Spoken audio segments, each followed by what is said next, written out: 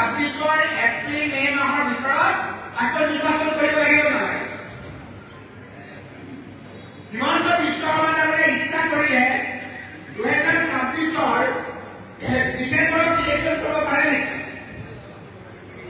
সেইটো কৰিবলৈ হ'লে ৰাষ্ট্ৰপতি শাসন হ'ব লাগিব সাংবিধানিক ব্যৱস্থা। অৰ্থাৎ যেতিয়ালৈকে সংবিধানে 5 বছৰ সময় দিছে, সেই 5 বছৰৰ ভিতৰত যদি নিৰ্বাচন নহয় তেতিয়াহ'লে ৰাষ্ট্ৰপতি শাসন হয়। আৰু নিৰ্বাচন হোৱাৰ 3 মাহৰ আগত ইয়াৰ কুচকাৱাজ আৰম্ভ হ'ব লাগিব। আৰু কুচকাৱাজ আৰম্ভ হয় তাত আমাৰ ইলেকশ্যন কণ্ডাক্ট হ'ব আৰু 3-4 মাহৰ পৰা চৰকাৰে কোনো ধৰণৰ আনুষ্ঠানিকভাৱে কোনো ধৰণৰ ঘোষণা কৰিব নোৱাৰিব, ইলেকশ্যন প্ৰচেছ ষ্টাৰ্ট হৈ যাব। সেইটো হ'ল আমাৰ ৰাজ্যখনৰ ৰাজ্য চৰকাৰ। ঠিক একেদৰে কেন্দ্ৰ চৰকাৰখনৰ 5 বছৰ বয়স। 5 বছৰৰ কিবা যোৱাৰ আগত 3 মাহৰ আগত সকলো কুচকাৱাজ আৰম্ভ হ'ব আৰু এই কুচকাৱাজ আৰম্ভ হোৱাৰ 3 মাহৰ আগৰ পৰা কোনো ধৰণৰ উন্নয়নমূলক কাম কৰিব নোৱাৰিব। সাংবিধানিক ব্যৱস্থাৰ যোগেদি এই যিটো পঞ্চায়ত নিৰ্বাচন হ'বলৈ গৈ আছে, একেদৰে আমাৰ সংবিধানতো এই 5 বছৰ কাল আমাৰ পঞ্চায়ত নিৰ্বাচনৰ কাৰণে ধাৰ্য কৰি দিছে। কথাবিলাক অলপ গুৰুত্ব সহকাৰে হ'ব। পঞ্চায়ত নিৰ্বাচনটো এই 5 বছৰ কেতিয়া উকলি গৈছিল? আজিৰ পৰা প্ৰায় 1.5 বছৰ আগত আমাৰ এই 5 বছৰ যোৱা পাছত আমাৰ জিলা পৰিষদ আছিল নহয়, বেবীহঁত ইয়াসমিন আমাৰ আছিলে। আপোনালোকৰ ম্যাদ কেতিয়া উকলি গ'ল? যোৱা ফেব্ৰুৱাৰী মাহত তেওঁলোকৰ ম্যাদ উকলি গ'ল। হ'ব লাগিছিল ফেব্ৰুৱাৰীৰ আৰু 3 মাহৰ আগত কুচকাৱাজ। তেওঁলোকে নিৰ্বাচন নাপাতিলে। যেনেকৈ বিধানসভাত সাংবিধানিক ব্যৱস্থা, যেনেকৈ আমাৰ কেন্দ্ৰ চৰকাৰ সাংবিধানিক ব্যৱস্থা, তেনেকৈ আমাৰ সাংবিধানিক ব্যৱস্থা হ'ল যে আমাৰ পঞ্চায়ত নিৰ্বাচন কৰিব লাগে। পঞ্চায়ত নিৰ্বাচন নকৰিলে কি হ'ব? পঞ্চায়ত নিৰ্বাচন নকৰিলে পঞ্চায়তৰ যোগেদি যিবিলাক আপোনাৰ উন্নয়নমূলক কাম আহিব, সহজ ভাষাত ক'ব গ'লে ইন্দিৰা আৱাস যোজনা আছিল, এতিয়া ঘৰ, MGNREGA, বৃদ্ধ পেঞ্চন, এই গোটেই ব্যৱস্থাটো কেন্দ্ৰীয় চৰকাৰৰ পঞ্চায়ত আৰু ৰুৰেল ডেভেলপমেণ্ট বিভাগে দিয়ে। আৰু ইয়াৰ ৰাজীৱ গান্ধী অৱস্থা ঠিক কৰিছিল যে এই পইচাখিনি কোনো ৰাজ্য চৰকাৰৰ যোগেদি নাহে, এই পইচাখিনি ডাইৰেক্টলি পঞ্চায়তত আহে আৰু ইয়াত পঞ্চায়তৰ এটা চিষ্টেমৰ যোগেদি খৰচ কৰে। এতিয়া অসমত যে আপোনাৰ পঞ্চায়ত নিৰ্বাচন অনুষ্ঠিত নকৰিলে, সেইকাৰণে হিমন্ত বিশ্ব শৰ্মা চৰকাৰৰ এতিয়া কেন্দ্ৰ লাগিছে, সকলো টকা পইচা এতিয়া বন্ধ হৈ গৈছে। পঞ্চায়তৰ আপোনালোকে একো কাম কৰিব নোৱাৰে আৰু যদি অন্যায়ভাৱে কৰে, পিছত যদি আমাৰ পঞ্চায়তে এই বিষয়ে কেছ কৰে, যিসকল অফিচাৰে অন্যায়ভাৱে পঞ্চায়তৰ নীতি নিয়ম উলংঘা কৰি কৈছিল তেওঁলোকে জেল হাজতলৈ যাব। সাংবিধানিক ব্যৱস্থা তাত বিধিবদ্ধ আছে। হিমন্ত বিশ্ব শৰ্মাই এবাৰ ইফাল এবাৰ ডিলিমিটেশ্যন বিভিন্ন অজুহাতত পঞ্চায়ত নিৰ্বাচন নকৰিলে, এতিয়াও নকৰিলে। আমাৰ হেঁচা আৰু এই যে আপোনাৰ উন্নয়ন কেছ যাব, পইচা মাৰিলে নাহা হ'ব, সেইকাৰণে তেওঁ এই নিৰ্বাচনটো এতিয়া কৰিবলৈ বাধ্য হৈছে। এই নিৰ্বাচনটো কৰোঁতে তেওঁ বহুত কষ্ট কৰিছে। তেওঁ জানে যে তেওঁৰ শাসন কালত অসমৰ মানুহক যিমান অত্যাচাৰ কৰিছে, আজিলৈকে অসমত নহয়, ভাৰতবৰ্ষত নহয়, পৃথিৱীত কোনো কৰা নাই।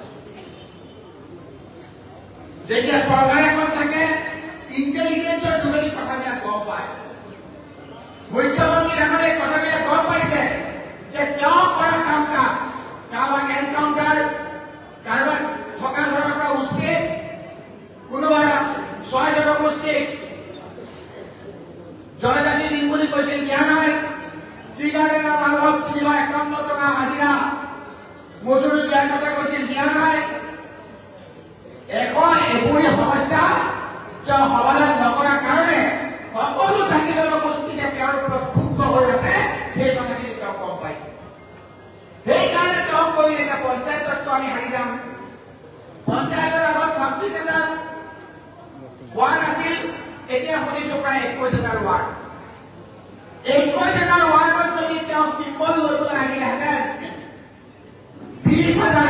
ৱাৰ্ডত হাৰিলেহেঁতেন। সকলো জাতি জনগোষ্ঠীয়ে হিমন্ত বিশ্ব শৰ্মাৰ কাৰণে বিজেপিক সম্পূৰ্ণৰূপে তেওঁলোকে হৰুৱালেহেঁতেন। সেইকাৰণে হিমন্ত বিশ্ব শৰ্মাই কি কৰিলে যে তেওঁলোকৰ যিটো চিম্বল, পদুম ফুলৰ যিটো চিম্বল, সেইটো ৱাৰ্ডত দিবলৈ সাহস নকৰিলে। এতিয়া আমাৰ সদায় কি আহিছিলো আমি ৱাৰ্ডত এতিয়া পৃথিৱীত কতো ৰেকৰ্ড পায় যে যিটো দল সাগৰত থাকে সেই সাগৰত চৰকাৰে কৰে বহুত কাম কৰে, ৰাইজৰ কাম কৰাৰ কাৰণে ৰাইজে তেওঁলোকক ভাল পায় আৰু তেওঁলোকৰ নিজৰ চিম্বলটো লৈ ৰাইজৰ ওচৰলৈ আহে যে আমি এইখিনি উন্নয়নমূলক কাম কৰিছো, আমাক ভোট দিয়ক। হিমন্ত বিশ্ব শৰ্মা ডাঙৰীয়াই এনেকুৱা কাম কৰিছে যে নিজৰ চিম্বলটো লৈ ৰাইজৰ ওচৰত যাবলৈ সাহস কৰা নাই। অকল যে এটা ঠাইৰ মানুহ সেইটো নহয়, উজনি, নামনি, পাহাৰ, বৰাকবেলি, উত্তৰ অসম সকলো অঞ্চলতে ৰাইজে তেখেতৰ উপৰি বিক্ষুব্ধ। ৰাস্তাত নামি নামি কৈছে আমাৰ ৬ জনগোষ্ঠী দিন কৰি কৈছিলে জনতাকে দিয়া নাই, কিন্তু একান্নজনে দিন কৰি কৈছে আপুনি আমাক দিয়া নাই। আমাৰ আহোম মানুহখিনিক তোমালোকে দিল্লী নিৰ্দেশনৰ যোগেদি তোমালোকে প্ৰতিনিধি নাইকিয়া কৰি দিলা। বঙালী হিন্দু মানুহখিনিক ক'লে আমাৰ মূল চিত্ৰকে আগতকে তোমালোকে কমাই দিলা। কোন জাতবংশী লোকসকলৰ খুব বেলেগ, এফালেতো যাৰা যন্ত্ৰণা খাইছে জনতাকে দিয়া নাই, আনফালে এখন কৈছে ধুবুৰীত থকা আমাৰ সকলো মানুহলৈ মিলি বাংলা দিছি। এই কথাবিলাক যদি ক্ষুব্ধ হৈ আছে, হিমন্ত বিশ্ব শৰ্মাই ক'লে যে মই এতিয়া আৰু সাধাৰণ মানুহৰ ওচৰত বিজেপিৰ চিম্বল লৈ যাব নোৱাৰিম। আৰু সেইকাৰণে এতিয়া আমাৰ ৱাৰ্ডত চিম্বলটো যাতে কোনো পলিটিকেল পাৰ্টিয়ে নিজৰ চিম্বল লৈ যাব নোৱাৰে, তাৰ কাৰণে সংখ্যাৰ জোৰত তেওঁলোকে আইন সংশোধন কৰি সেইটো আইনত পৰিণত কৰিলে। কথাবিলাক অলপ চিন্তা কৰিব, অকমান দীঘলীয়া হৈছে যদিও,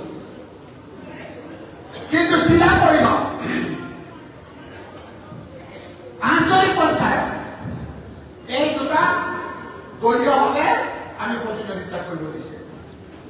হিমন্ত বিশ্ব শৰ্মা যদি গালে গালে আমাৰ কংগ্ৰেছ পাতে পাতে। হিমন্ত বিশ্ব শৰ্মা ডাঙৰীয়া আমি political affairs committee, all India Congress কমিটিৰ জেনেৰেল ছেক্ৰেটাৰী জিতেন্দ্ৰ সিং ডাঙৰীয়াৰ সভাপতিত্ব হোৱা সভা আমি সিদ্ধান্ত লৈছো যে আমি ৱাৰ্ড মেম্বাৰকো কংগ্ৰেছৰ প্ৰাৰ্থী আমি দিম। কথাবিলাক বুজি লওঁ। সেইকাৰণে মই দিল্লীত ৱাকাফৰ মিটিংখন 4টা বজালৈকে হৈছে ৰাতি পাৰ্লিয়ামেণ্টত। যোৱাকালিও দেখিছে মই এনে পঞ্চায়তৰ মিটিং কৰোঁতে কৰোঁতে ৰাতি 1:30 বা 1টা বজাত আহি পেলাই মই গুৱাহাটী পাইছো। ৰাতিপুৱা 5টা বজাত উঠি আপোনালোকৰ ওচৰলৈ আহিছো। ইয়াৰ পৰা উঠি আকৌ বৰপেটালৈ যাম, বৰপেটাৰ পৰা আজিয়ে আকৌ বঙাইগাঁৱলৈ আহিম, বঙাইগাঁৱলৈ আহি গোৱালপাৰালৈ যাম, গোৱালপাৰালৈ আহি মানকাছাৰীলৈ যাম। আৰু হিমন্ত বিশ্ব শৰ্মা ডাঙৰীয়াই এই কথাবিলাক কৈ এইবাৰ পঞ্চায়তৰ যোগেদি তেখেতক আমি পৰাস্ত কৰিম। সেইকাৰণে মই আজি আপোনালোকৰ ওচৰলৈ আহিছো। এই সময়ত আমি কি কৰিব লাগিব? ৰাজেশ চৌধুৰীয়ে কৈছে যে আমি পলিটিকেল এফেয়াৰ্স কমিটিত কি কৰিলো? পলিটিকেল এফেয়াৰ্স কমিটিৰ আমি সিদ্ধান্ত লৈছো যে ৱাৰ্ড কংগ্ৰেছতো আমি কংগ্ৰেছে প্ৰাৰ্থী দিম। কথাবিলাক বুজি পাইছে নহয়? এতিয়া আপোনালোকে বুজাব যে আমাৰ চিম্বল নাই, আমি কেনেকৈ দিম? হয় নহয়? চিম্বলটো নাই, হাতৰ চিম্বলটো নহব। সেইকাৰণে কৈছো হিমন্ত বিশ্ব শৰ্মা ডাঙৰীয়া যদি ডালে ডালে আমি পাতে পাতে। সেইকাৰণে মই মণ্ডল কংগ্ৰেছৰ মাজত মাতি আনিছো। সেইকাৰণে আমাৰ ভ্ৰমণমন্ত্ৰী বিধানী আগত মাতি আনিছো। কিয়? আমি কি কৰিম? প্ৰত্যেকটো আমাৰ এতিয়া বিধানসভাত আমাৰ বুথ কমিটি আছে, কিন্তু পঞ্চায়ত নিৰ্বাচনত আমাৰ ৱাৰ্ড কমিটি কৰিব লাগিব, লাগিব নালাগে? প্ৰত্যেকটো পঞ্চায়তৰ কেইটা ৱাৰ্ড? 10টা ৱাৰ্ডত কমিটি লাগিব নালাগে? কমিটি আছে নে নাই? আমি বাৰে বাৰে কৈ লৈছিলো, মই ইয়াতে মিটিং কৰিম যে ৱাৰ্ড কমিটি লাগিব। এই ৱাৰ্ড কমিটি কেইটাই আমাৰ বিধানসভাৰ যিখিনি বুথ কমিটি, পঞ্চায়তৰ বুথ কমিটি একেই নেকি? ইয়াত কেইটা লাগিব? প্ৰত্যেকটো ৱাৰ্ডত এটা এটা বুথ কমিটি লাগিব, হয় নহয়? তাৰমানে আমাৰ যিখন ৱাৰ্ড কমিটি, সেই ৱাৰ্ড কমিটিখনেই বুথ কমিটি আমাৰ।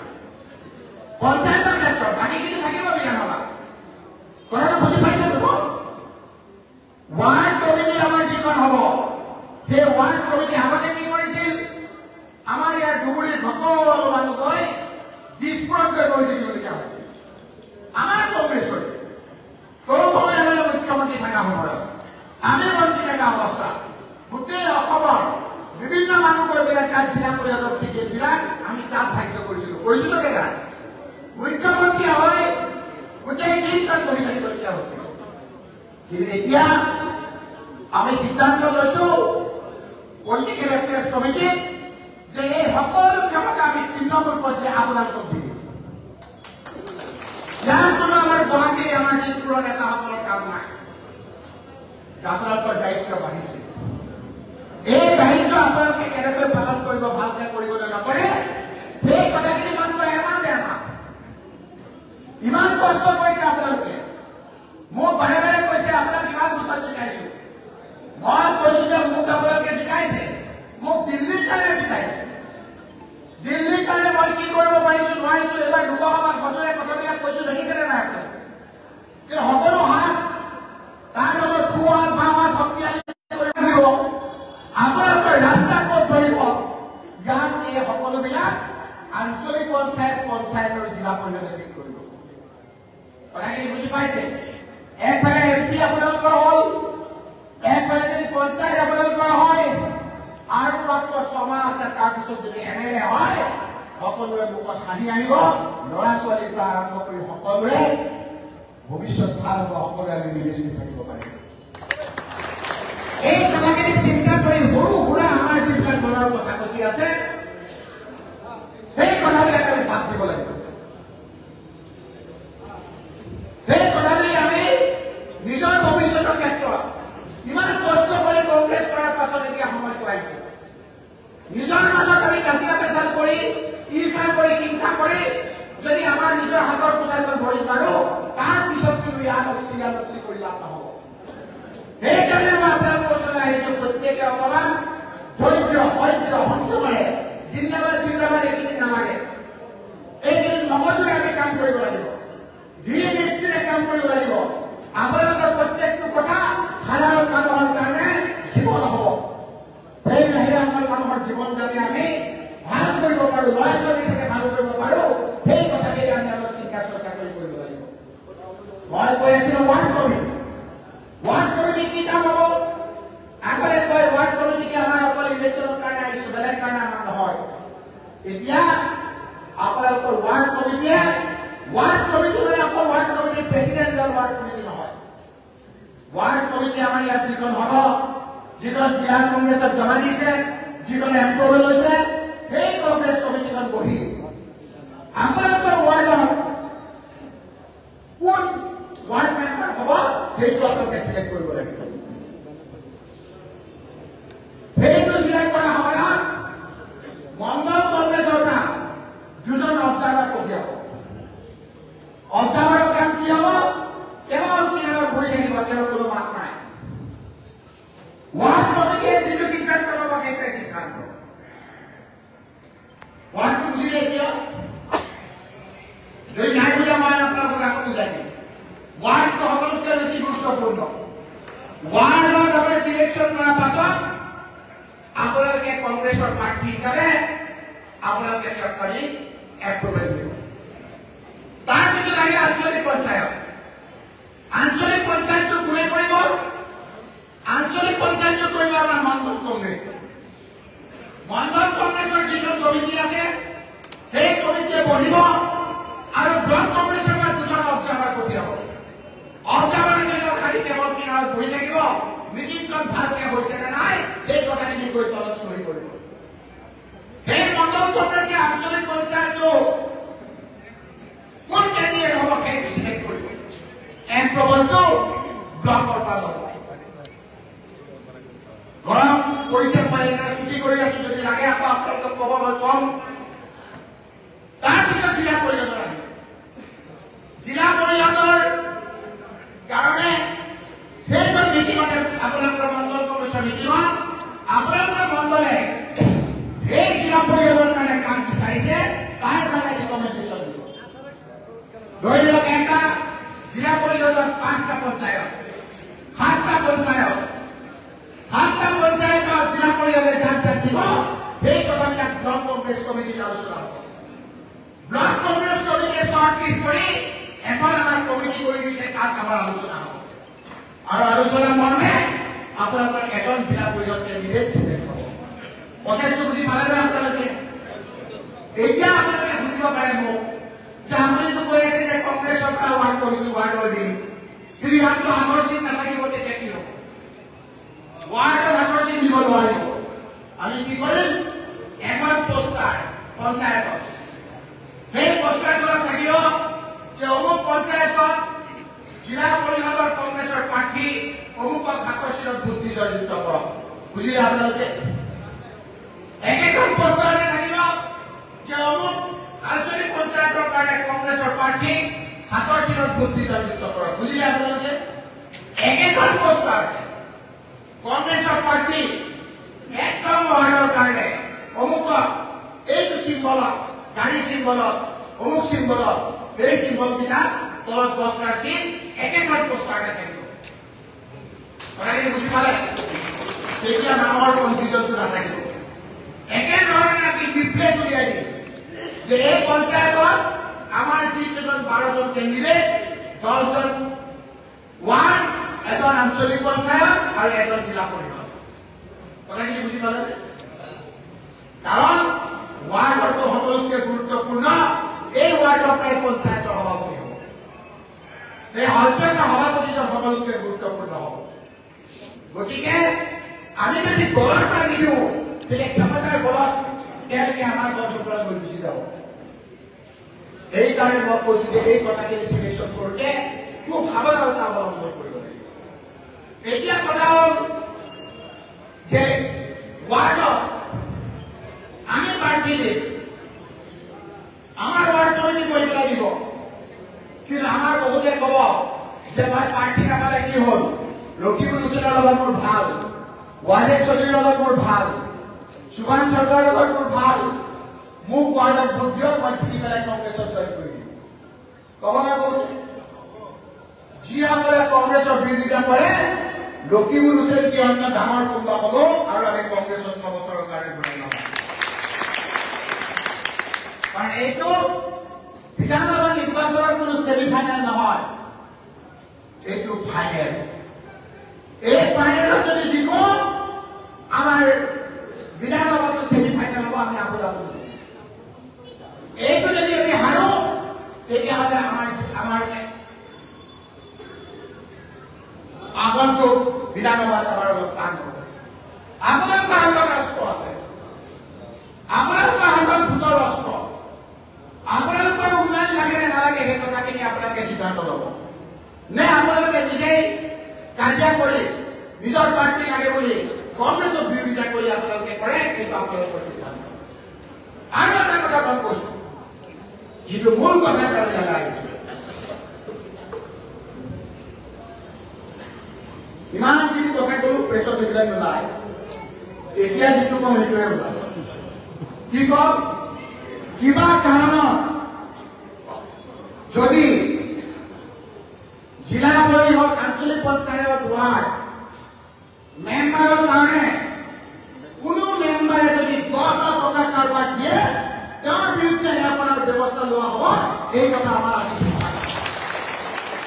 এই কথা লক্ষীমপুৰ হুছেইনৰ প্ৰস্তাৱ নহয় আজি আমি সিদ্ধান্ত লওঁ যিমান ডাঙৰ জিলা নহওক কিয় অল ইণ্ডিয়া কংগ্ৰেছ কমিটিৰ সাধাৰণ সম্পাদক জিতেন্দ্ৰ সিং নামে কৈছে তুমি গৈ কোৱাগৈ যে পঞ্চায়ত নিৰ্বাচন লৈ যদি কোনোবা পঞ্চায়ত যদি পইচাৰ খেলিমেলি হয় তেওঁৰ বিৰুদ্ধে কঠোৰ ব্যৱস্থা লোৱা হ'ব তেওঁক আৰু কেতিয়াও কংগ্ৰেছত অংশগ্ৰহণ কৰিব দিয়া নহ'ব এই কথা আজি ধুবুৰীত আমি সৰ্বসন্মতিক্ৰমে সিদ্ধান্ত লৈছো আপোনালোকে সিদ্ধান্ত যদি লৈছে যে আমি পইচাৰ লেনদেন যদি কোনো পঞ্চায়ত কৰবাত হয় ফোন ৰেকৰ্ড কৰি দিব আপোনালোকে যদি কোনোবাই পইচা খোজে যিকোনো পৰ্যায়ত আপোনালোকে গৈ আপোনালোকে এই ক্ষেত্ৰত যদি আপোনালোকে কোনোবাই অনিয়ম কৰে আমাক ৰেকৰ্ড দিব অল ইণ্ডিয়া কংগ্ৰেছৰ পৰা প্ৰদেশ কংগ্ৰেছৰ পৰা তেওঁৰ বিৰুদ্ধে ব্যৱস্থা লোৱাৰ দায়িত্ব আমাৰ বিয়েকৰ কাৰণে আমি কংগ্ৰেছ দলটোক শেষ হ'বলৈ দিব নোৱাৰো আপোনালোকৰ এই প্ৰস্তাৱটো সমৰ্থন আছে নে নাই মই আপোনালোকক জানিব বিচাৰিছো যদি আছে আপোনালোকে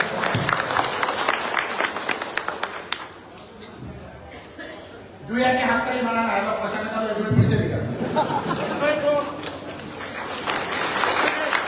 আপোনালোকে হাতখন ডাঙৰকৈ কোনে কোনে এই প্ৰস্তাৱটো সমৰ্থন কৰিছে? হাতখন ডাঙৰ কৰক। প্ৰেছৰ মানুহ পাৰিলে এইটো দি দিব আপোনালোকে, এইটোতো নিদিয়ে। হিমন্ত বিশ্ব শৰ্মাৰ প্ৰেছে দিব নেকি? বাকী প্ৰেছকেইটাই দিব। এইটো বেয়া প্ৰস্তাৱ হ'ব নেকি? নে আপোনালোকে পইচা পাতি লৈ পেলাই দিলে ভাল হ'ব? কোনটো হ'লে ভাল হ'ব কওক?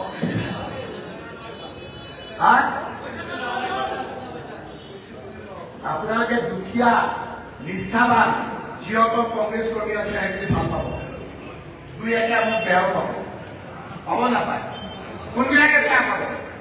যিবিলাকে ৰকিবুলেশ্যনৰ ৰোগত ঘূৰি ফুৰে কিন্তু নিজৰ গাঁৱত একো নাই, সেইসকলে বেয়া পাব। কথাখিনি বুজিলে?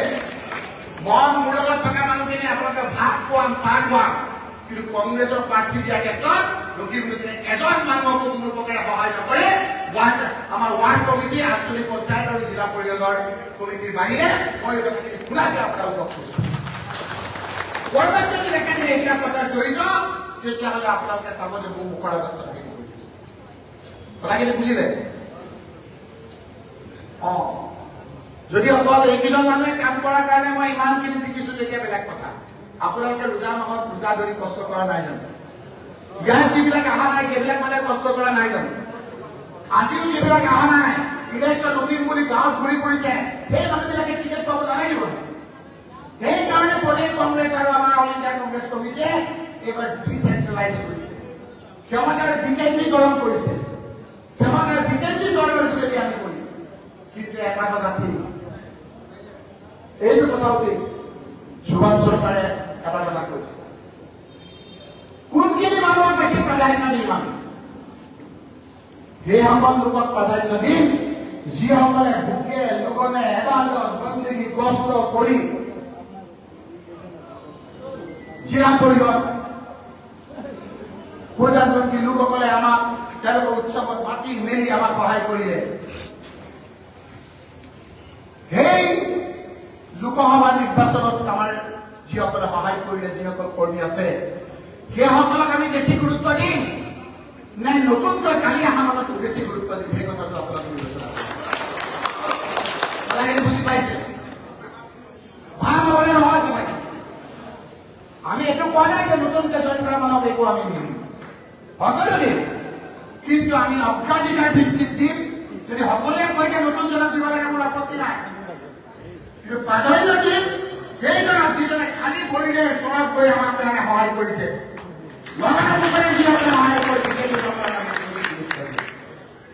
কথাখিনি ভাল হ'বনে বেয়া হ'ব?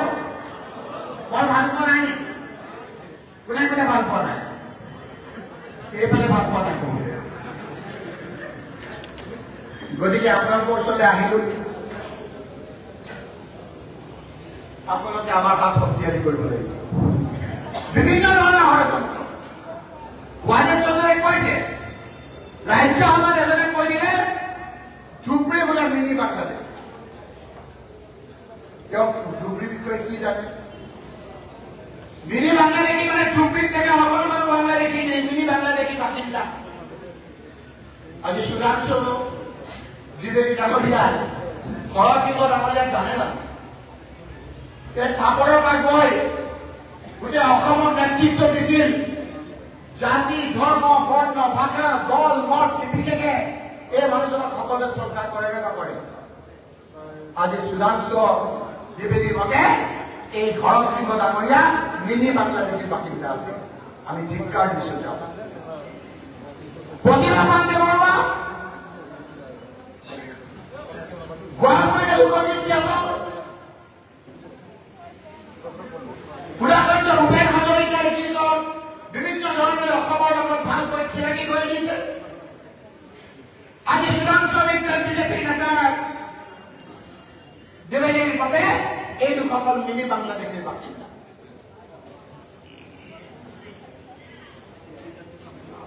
আদিল হুছেইন চিনি পায়?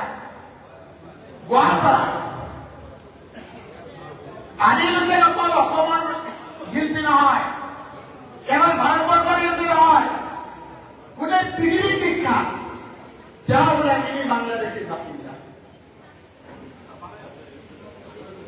যেনেকৈ কামাখ্যা টেম্পল গোটেই অসমৰ কাৰণে গৌৰৱ, আমাৰ ডুবৰিত মহামায়া মন্দিৰ আছে। সেই মহামায়া মন্দিৰো গোটেই ভাৰতবৰ্ষৰ কাৰণে ধৰ্ম বিশ্বাসী লোকসকলে ইয়াত আহি পেলাই উপাসনা কৰে। জাগ্ৰত মন্দিৰ আজি সুধাংশু ত্ৰিবেদীৰ মতে এই মহামায়া মন্দিৰ বোলে মিনি বাংলাদেশীৰ অন্তৰ্গত। ক'ত মন্দিৰ লোকসকল সুধাংশু ত্ৰিবেদীয়ে কোৱাৰ লগে লগে মোক গুৰুকণ্ঠৰে মাতি লৈ গৈছে যে আমি সদায় বিজেপি কৰো। এই উক্তিৰ কাৰণে আমি তেওঁক ধিক্কাৰ দিছো বিজেপি। এইবাৰ আমি কংগ্ৰেছ কৰিম, এবাৰ গুৰুত্ব সমষ্টিত কংগ্ৰেছ হিচাপে